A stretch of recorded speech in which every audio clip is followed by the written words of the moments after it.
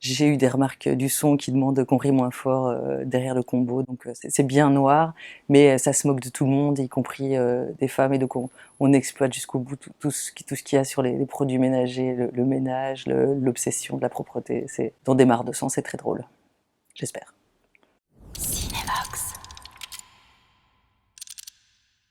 L'employé du mois, c'est en fait l'univers de The Office qui rencontre Breaking Bad et Thelma et Louise. Donc c'est une comédie noire avec un fond social et politique. Inès, en fait, c'est quelqu'un qui travaille depuis 17 ans dans une entreprise qui vend des produits de nettoyage et qui est donc l'employé du mois, c'est-à-dire quelqu'un qui travaille toujours de son mieux et qui espère toujours qu'on va remarquer son travail. Et en fait, elle est un peu méprisée par le monde dans lequel elle évolue, principalement masculin.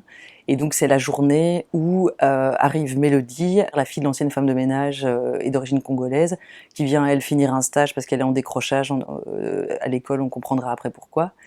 Et sous le regard de Mélodie, la vie d'Inès et les humiliations quotidiennes se cristallisent, et Inès décide de demander une augmentation pour la première fois depuis 17 ans, alors qu'elle demande son augmentation à son patron, qui est également amant occasionnel depuis des années. Ça part en vrille, et il se retrouve sanguinolent par accident. C'est un type maladroit, Peter Van Den Biggin, avec sa minerve, et qui renverse toujours tout. Et là, elle hésite, il faut appeler la police, et finalement, elle commence à nettoyer, parce que c'est ce qu'elle fait de mieux au monde. C'est bien noir, dans des mares de sang, c'est très drôle. J'espère. Je sais pas comment c'est venu, mais je me rappelle, j'ai lu ce livre anglais un peu culte des années 80 qui s'appelle Dirty Weekend, et qui est pas du tout un roman drôle, mais c'est l'histoire d'une fille. Elle demande rien à personne et elle se fait en fait harceler téléphoniquement par un voisin. Et en fait, ça, tout d'un coup, on vient la chercher alors qu'elle a rien demandé. Et là, elle finit par prendre un couteau. Et en fait, j'ai lu ça et je sais pas, j'ai transféré ça au monde de l'entreprise. Je sais pas, peut-être que je pensais au monde du cinéma, on verra, je sais pas. Je pense dans le film, on se moque d'Inès aussi, et Mélodie est le regard par lequel ça passe, et je pense que c'est ça qui est marrant et qui a fait qu'en fait tout le film s'est monté assez facilement, que les acteurs ont accepté assez facilement. C'est qu'il y a un truc assez drôle et il y a du second degré partout, y compris envers le rôle principal. Pour les deux principales, j'ai vu beaucoup de monde avec le soutien de Sébastien Moradiellos, et en fait vraiment, donc Yasmine Adouyeb s'est complètement imposée.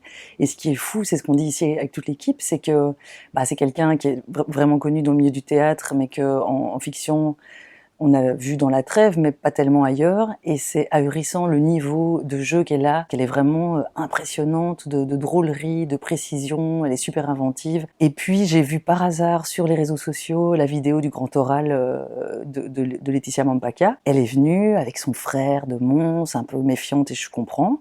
Et en fait, on a vraiment flashé, on riait tellement dans le bureau de casting que voilà. Donc après, on a fait un essai avec Yasmina qui était déjà confirmée, et c'était tellement drôle. Et donc les rôles autour, Alex Vizorek a dit oui très vite pour le collègue complètement beauf, puis Peter Van Den Biggin pour le vieux patron, et autour il y a donc Laurence Bibot, Ingrid Eiderscheid, Christophe Bourdon, Philippe Résimond, enfin on a vraiment Philippe Grand-Henri, on a vraiment des super gueules, et tout ça a été assez facile en fait.